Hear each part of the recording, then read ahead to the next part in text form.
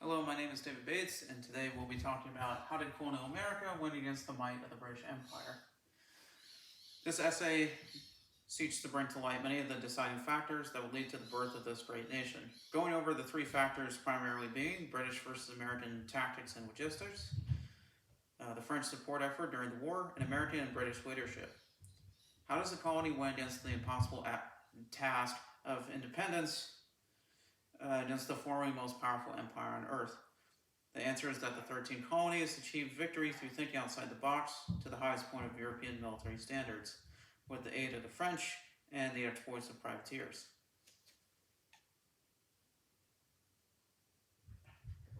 (1775 to 1783), a war that brought forth a new era of ideas, beliefs, and generations of stories to come.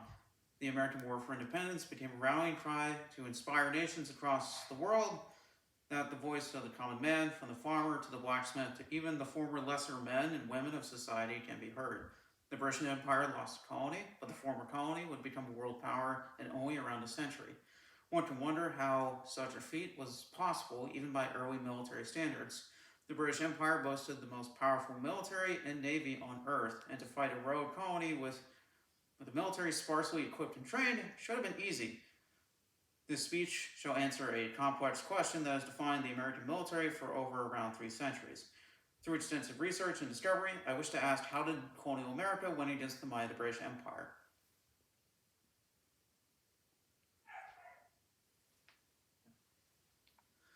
The American War for Independence was fought from 1775, officially starting at the Battle of Lexington and Concord, and officially ended on September 3rd, 1783, where the British signed the Treaty of Paris in Paris, France. There's some irony. There have been many different arguments on why the war started over the years, but they usually roll back to taxation without representation.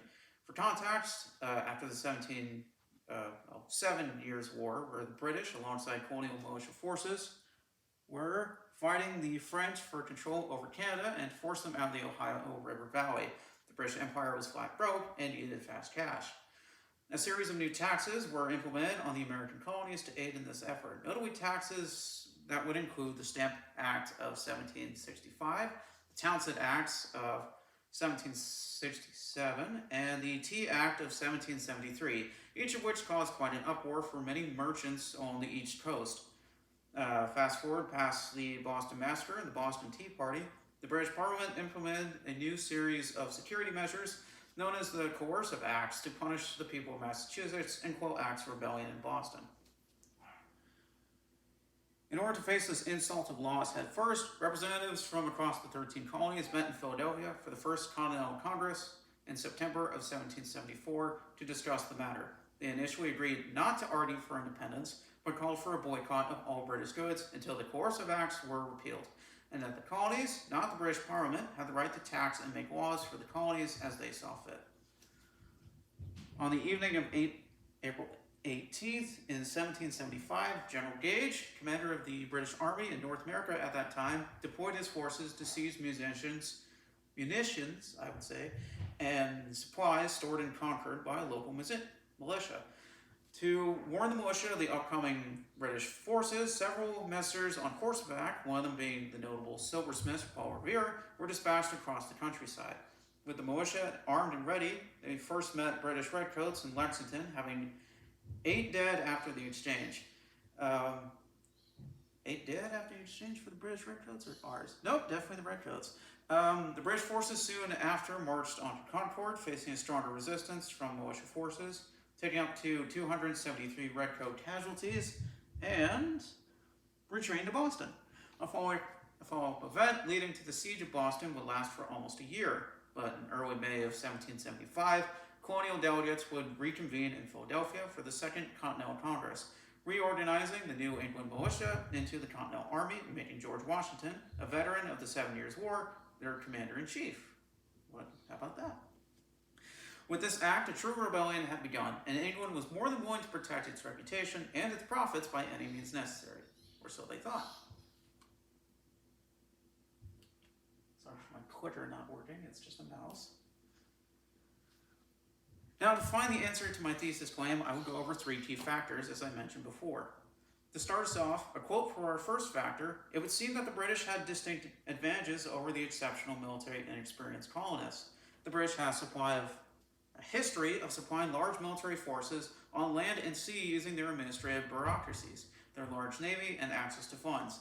However, elements of all their advantages conspired to work against logistical and effective supply chain management. That was taken from an article written by Wagner, was either the name of the author or where the article was taken from. Excuse me, I didn't have that set. The British Empire was vast in its manpower and resources, but time is a cruel mistress. Anything straight from Britain, either it be orders or supplies, could take up to 4 to 8 weeks by boat from London. The Continental Army, on the other hand, were fighting a war on their own turf. Supplies only had to cross bad road infrastructure from town to town, not to mention being able to forage and live off the land for food and supplies.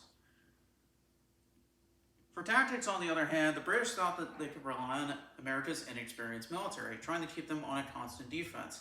What they didn't consider was General Washington's reliance on combining guerrilla warfare tactics with conventional warfare.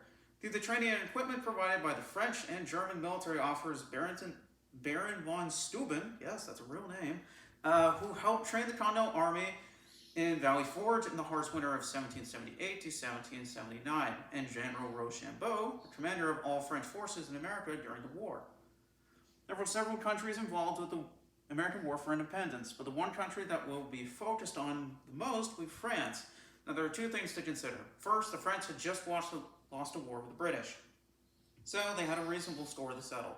Second, the French were rather fond of America's first diplomat, Benjamin Franklin, for you see, after the Continental Congress formally and rather publicly declared their independence in 1776, they dispatched a group of commissioners being led by Benjamin Franklin to promote their cause to the French and forge an alliance. Now, the French foreign minister at the time, Comte de Vergennes, I'm going to say it like that, and hopefully that's not his real name, was inspired over time of the former colony's actions against Britain, and taking a quote from the office of the historian, the French public viewed Franklin as a representative of Republican simplicity and honesty, an image Franklin cultivated. A rage for all things Franklin and American swept France, assisting American diplomats and Vergennes in pushing for an alliance. In the meantime, Vergennes agreed to provide the United States with a secret loan. After the Battle of Saratoga, in which the battle was a British surrender, Vergennes was fully on board with an alliance with America, and a Treaty of Alliance and a Treaty of Amnesty and Commerce was signed by Benjamin Franklin and two other commissioners by the name of Arthur Lee and Silas Deane on February 6, 1778. The now signed treaty would promote trade and commerce between the two nations, as well as formally recognizing the American colonies as an independent nation. Between 1778 and 1782, the French would ship resources from munitions to manpower in order to aid the Americans during the conflict. The high point of the French aid would culminate in the Battle of Yorktown, where a French naval blockade routed the British from not only receiving from reinforcements, but escaping as well. Ending our list of factors on leadership behind both sides of the war effort, the Americans, you had General George Washington, a veteran of the 7 Years' War, commander of the Continental Army, and later the first president of the United States of America. George Washington was a godly Christian leader, a masterful strategist, inspired by the cause for the American people, and was well respected by his ranks from the highest to the lowest in society standard. For the British, you had a few commanders-in-chiefs throughout the war, starting with General Thomas Gage. If you recall earlier, he was the first commander of the British Army in North America. Though due to his failures and high casualty rate at the Battle of Bunker Hill in 1775, he was replaced by General William Howe. Howe went on to capture New York City and Philadelphia, though resigned from his post in 1778 after the disastrous planning of the Saratoga campaign by General John Boyadin, let's hope that's his right name, who was defeat would later lead to France joining the American cause. The last British general to note was General Charles Cornwallis, whose main claim to humiliating pain is surrendering to General George Washington at the Battle of Yorktown. Now, moving on to our counter-argument, you may ask. There it is. Now, from a historian perspective, one can wonder why the British military didn't win the American War for Independence. For the previous 100 years, none had been able to fight such a giant without crushing defeat. The British had the best and brightest soldiers of the world had to offer, effective and deadly without doubt. The British Royal Navy had hundreds of ships at their command to blockade and chase down to Davy Jones' Walker anyone that they wished. So one can ask the the question asked in our introduction. How does a colony win against the impossible task of independence against the formerly most powerful nation on Earth? Now, my response to our counter-argument shall be, well, I'm glad you asked, because this essay, well, this speech, may I say, will also go back over two British weaknesses previously taped to a degree and other factors to boot. The British Empire not fully recovered from the previous war, the 7 Years' War, which was the reason for the increased taxes on the colonies in the first place. Much of this recovery effort would affect much of the bureaucracy of Britain, swathed with corruption and slow politicians. Although some of these problems did find solutions near the end of the war, it amounted to too little, too late. If you recall earlier about how far the British had to go back and forth between colonies and Britain, it was also a wild card factor that historians had to consider: pirates, or more specifically, privateers. As stated by our previous friend Wagner, which, if you want to find this author's name, I am listing it in my sources.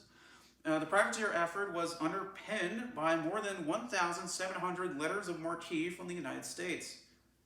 The privateer actions involved an estimated 1,500 to 2,000 ships and as many as 70,000 sailors by the end of the Revolutionary War.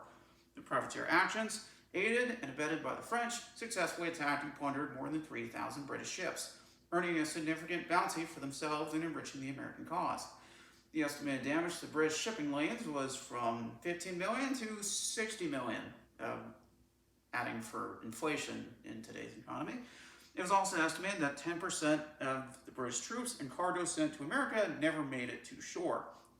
Adding to that, one of the most famous examples of privateering was committed by a man by the name of John Paul Jones. It's a very rhyming name. Known as the father of the American, well, technically the United States Navy, if you want to be specific.